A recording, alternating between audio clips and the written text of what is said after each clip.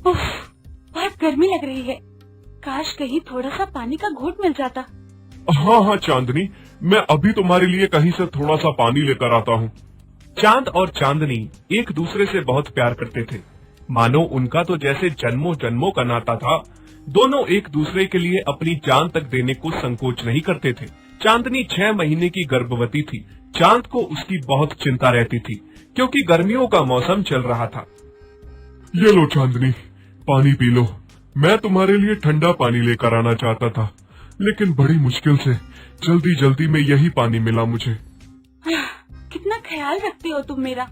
कैसे ना रखूं चांदनी मैं तुम्हारा ध्यान, आखिर तुमसे और अपने होने वाले बच्चे से मैं इतना प्यार जो करता हूँ।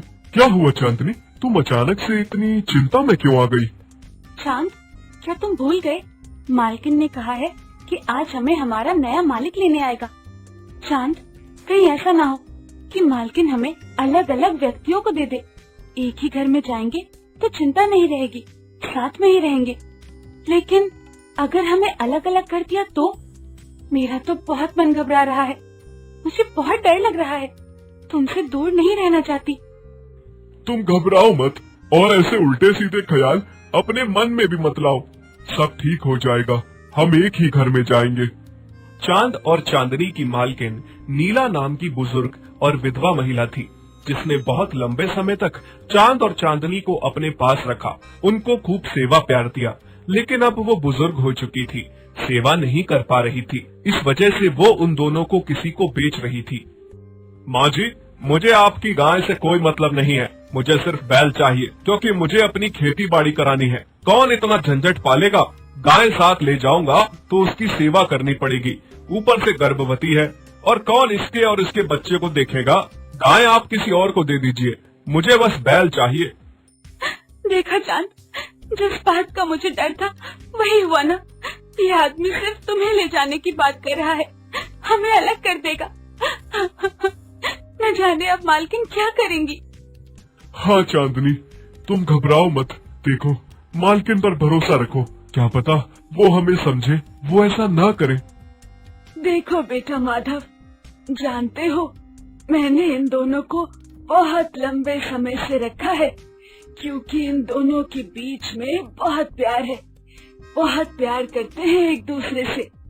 हालांकि मुझे भी बैल की जरूरत नहीं थी, लेकिन मैंने इन्हें अलग करना ठीक नहीं समझा और चांद को भी अपने पास ही रखा।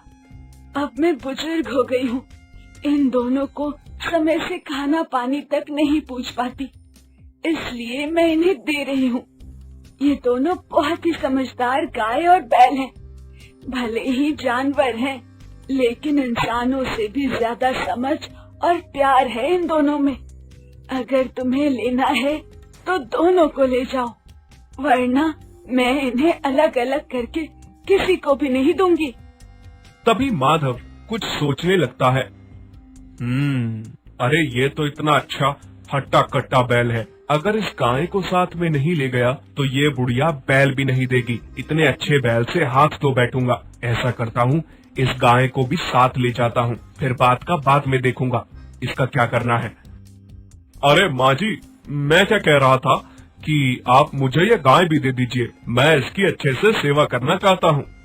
देखा चांदनी, तुम यूं ही घबरा रही थी। मालकिन कभी भी हमारे साथ गलत नहीं कर सकती। मालकिन अब बहुत बूढ़ी हो चुकी है, अब उनके बस का कुछ भी नहीं रहा है, वो हमारी देखरेख नहीं कर सकती है। शायद इसी वजह से हमें वो किसी को दे रही है। चांद, शायद तुम सही कह रहे हो, लेकिन आगे भी सब सही रहे, भगवान से यही प्रार्थना करती हूँ। जाओ मेरे बच्चों, मैं तुम दोनों को किसी को देना नहीं चाहती थी, लेकिन क्या करूँ, बहुत बुजुर्ग हो गई हूँ, पता नहीं कब स्वर्ग सिधार जाऊंगी तो तुम दोनों का यहाँ कौन होगा, इसलिए मैं तुम दोनों को किसी को सौंप रही हूँ। जाओ, तुम दोनों का प्यार यूं ही बना रहे, मेरा आशीर्वाद है। माधव चांद और चांदनी को वहाँ से घर ले आता है। दरअसल माधव की पहले एक बहुत बड़ी किराने की दुकान थी, लेकिन ग्राहकों के साथ उसका बोलचाल बिल्कुल ठीक नहीं था। जिस वजह से धीरे धीरे करके उसकी दुकान एकदम से बंद हो जाती है। अब उसके पास करने के लिए कुछ काम भी नहीं था, इसीलिए वो अपनी जो छोटी सी खेती बाड़ी थी उसी को करना चाहता था। लेकिन उसको करने के लिए भी वो 2 की बजाय 1 बैल चाहता था, क्योंकि वो बहुत ही लालची किस्म का इंसान था। उसकी ऐसी सोच थी, वो सोचता था कि अगर मैं 2 बैल रखूंगा तो 2 बैलों को खिलाना पिलाना पड़ेगा। इसीलिए वो एक ऐसा हट्टा कट्टा बैल चाहता था जिससे वो अकेले ही खेत जोत के सारे खेत में काम करवा सके। ऊपर से अब उसके ऊपर चांदनी की जिम्मेदारी भी आ गई थी। अरे अरे चांदनी, ये हमारा नया मालिक क्या कर रहा है? ये हम दोनों को अलग अलग क्यों बांध रहा है? ये गाय अब यही बाहर बंधेगी, इसकी यही असली जगह है। मेरे लिए तो ये बिना बुलाए मेहमान के बराबर है, जिसकी मुझे कोई जरूरत नहीं है। मेरे लिए मर भी जाए तो कोई फर्क नहीं पड़ता मुझे तो बस इस बैल से मतलब है जो अब मेरे खेतों में काम करेगा। माधव चांद और चांदनी को अलग अलग बांध देता है। चांद को वो गौशाला में रखता है और चांदनी को गौशाला के बाहर बांध देता है, जहाँ पर बहुत सारे मच्छर और बहुत ज्यादा गर्मी थी। चांद को खाने में हरी हरी घास और पानी देता है, जबकि चांदनी को भूखा रखता है। ये क्या चांद, हमारा नया मालिक तो बहुत ही बुरा है। मुझे तुम्हारे साथ यहाँ तो ले आया, लेकिन हम दोनों को एक दूसरे से अलग अलग रख दिया। नहीं चांदनी, मैं ये सब कुछ बर्दाश्त कर सकता हूँ, लेकिन तुमसे दूरी बर्दाश्त नहीं कर सकता, और वो भी ऐसी हालत में जब तुम गर्भ से हो। मालिक तुम्हें इतनी गर्मी में मच्छरों के बीच बाहर बांध रहे हैं, और वो भी बिना खाने और पानी के। चांदनी को भूखा देख चांद ने भी ना पानी पिया और ना ही घास खाई। ये क्या, इस बैल ने तो ना घास खाई और ना पानी पिया। कुछ ज्यादा ही प्यार नहीं दिख रहा है तुम्हें इस गाय के लिए? हाँ, मुझे क्या है, मत खाओ, काम तो तुम्हें फिर भी करना ही पड़ेगा। तुम्हारे पास बस 5 मिनट है। अगर तुमने चारा नहीं खाया तो मैं तुम्हें भूखे पेट ही खेत ले जाऊंगा और अपने सारे के सारे खेतों के काम करवाऊंगा। माधव चांद को खेत में ले जाने की तैयारी करता है, लेकिन उसे एक चीज से बिल्कुल फर्क नहीं पड़ता था कि चांद भूखा है, और चांद के साथ साथ उसकी गर्भवती चांदनी भी बिल्कुल भूखी प्यासी है। चांद को खेत में ले जाता है और उससे बहुत सारे खेतों में काम करवाने लगता है। खेतों से जब माधव घर आ जाता है और चांद देखता है कि चांदनी भूखी और गर्मी में बेहाल बेहोश पड़ी है। चांद, मेरी बहुत बुरी हालत है। मुझे बहुत डर लग रहा है कि मेरा बच्चा भूखा प्यासा गर्मी से मर न जाए। चांदनी, चांदनी, मेरी तरफ देखो चांदनी, मुझसे बात करो। मैं कुछ नहीं होने दूंगा तुम्हें और अपने बच्चे को। क्या करूं, कैसे चांदनी के पास जाऊं? तभी माधव का एक पड़ोसी यह सब होते हुए देख रहा था। वो माधव से कहता है, अरे अरे बेशरम माधव, इतना भी क्रूर इंसान मत बन। तेरी इन्हीं हरकतों की वजह से तेरा पहला कारोबार भी ठप हो गया था। अब तू इन बेजुबान जानवरों पर अत्याचार कर रहा है। क्या तुझे दिखता नहीं है? एक अंधा इंसान भी देख सकता है कि इन दोनों में कितना प्यार है। तूने इन्हें अलग अलग कर दिया है। ऊपर से ये गाय गर्भ से है। तूने इसे गर्मी और मच्छरों के बीच में बाहर बांध दिया है। ना खाने दे रहा है, ना पानी दे रहा है। सोच जरा इस गर्भवती गाय पर क्या बीत रही होगी, और ये बैल इससे कितना प्यार करता है। इसके लिए भूखा प्यासा बैठा है, क्योंकि तूने इन्हें अलग बांधा है और इस गाय को खाना नहीं दिया, जिस वजह से ये बैल भी खाना नहीं खा रहा। और तूने इस भूखे बैल से पूरा दिन खेतों में काम करवाया। धिक्कार है तुझ पर। अगर तुझ में जरा भी इंसानियत बाकी है तो अभी सुधर जा और रहम खा इन बेजुबान जानवरों पर। जा जा, अपना काम कर, बड़ा आया मुझे सिखाने वाला। एक तरफ चांदनी का बहुत ही बुरा हाल था, मानो ऐसा लग रहा था कि उसकी सांस अब छूटने ही वाली है। ये सब देखकर चांद बहुत ही ज्यादा घबरा गया था, और दूसरी तरफ माधव का पड़ोसी ये बात सारे गांव वालों तक पहुंचा देता है कि वो बेजुबान जानवरों पर अत्याचार कर रहा है, जिसे देख सभी गांव वाले माधव के खिलाफ हो जाते हैं और माधव को भरी पंचायत में बुलाने का आदेश दिया जाता है।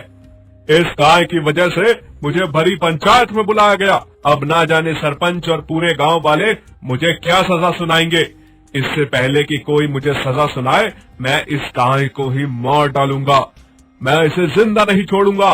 इसी की वजह से ये सब हो रहा है। माधव को ये लग रहा था कि भरी पंचायत में अब उसकी सब निंदा करेंगे और उसकी बहुत बेइज्जती होगी। उसे ना जाने कौन सी सजा सुनाई जाएगी। इस सब की वजह से चांदनी को मार रहा था। माधव गुस्से में डंडा उठाता है और गर्भवती चांदनी को जोर जोर से मारने लगता है। चांदनी पहले से ही भूखी प्यासी और गर्मी से बेहाल थी, जिस वजह से वो मार खा खा के बेहोश हो जाती है। ये सब देख के चांद को बहुत बुरा लगता है और वो खून के आंसू रोने लगता है।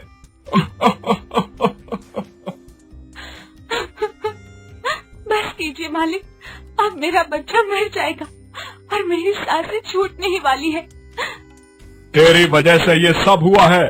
तू मनहूस गाय, जब से आई है तब से ये सब हो रहा है। आज तो मैं तुझे मार ही डालूंगा। मालिक बस कीजिए, मेरी चांदनी मर जाएगी, छोड़ दीजिए उसे। चांदनी मार खा खा के बेहोश हो चुकी थी, लेकिन माधव का डंडा नहीं रुक रहा था। तभी चांद को अचानक से बहुत ज्यादा गुस्सा आ जाता है और वो पूरा जोर लगाकर खूंटे से अपने गले की रस्सी तोड़कर माधव को टक्कर मारता है और लगातार टक्कर मार मार के माधव को जख्मी कर देता है, जिस वजह से माधव की जान ही चली जाती है। चांदनी तुम ठीक हो ना? एक बार आंखें खोलो, मेरी तरफ देखो, तुम ठीक हो ना? ये लो पानी पियो थोड़ा सा। हाँ चांद, मैं ठीक हूँ और हमारा बच्चा भी बिल्कुल सुरक्षित है। अगर तुम समय पर आकर नहीं बचाते तो हम दोनों आज मर जाते। तुम ठीक हो चांदनी, मैं बहुत खुश हूँ कि तुम ठीक हो। मुझे लगा कि तुम और मेरा बच्चा मुझे छोड़कर चले गए। मैंने सोच लिया था कि अब मेरा भी जीने का कोई फायदा नहीं है। शुक्र है भगवान का कि तुम ठीक हो। अब हम कभी अलग नहीं होंगे। हम अपनी एक अलग दुनिया बसाएंगे जहाँ पर कोई भी इंसान हमारा मालिक नहीं होगा। बच्चे को लेकर यहाँ से बहुत दूर चले जाएंगे। चांद अपनी चांदनी को लेकर वहाँ से बहुत दूर चला जाता है, जहाँ पर कोई इंसान किसी जानवर का मालिक नहीं होता। और दूसरी तरफ जब गांव वालों को ये पता चलता है कि माधव को उसके किए की सजा मिल गई है, तो सारे गांव वाले बहुत खुश होते हैं। इस तरह से थोड़े समय बाद चांद और चांदनी एक छोटे से बच्चे को जन्म देते हैं और माता पिता बन जाते हैं। दोनों अपने छोटी सी दुनिया में बहुत खुश रहते हैं। अगर आपको हमारी ये वीडियो अच्छी लगी तो प्लीज़ हमारे फेसबुक पेज को लाइक, शेयर, कमेंट और फॉलो ज़रूर करें।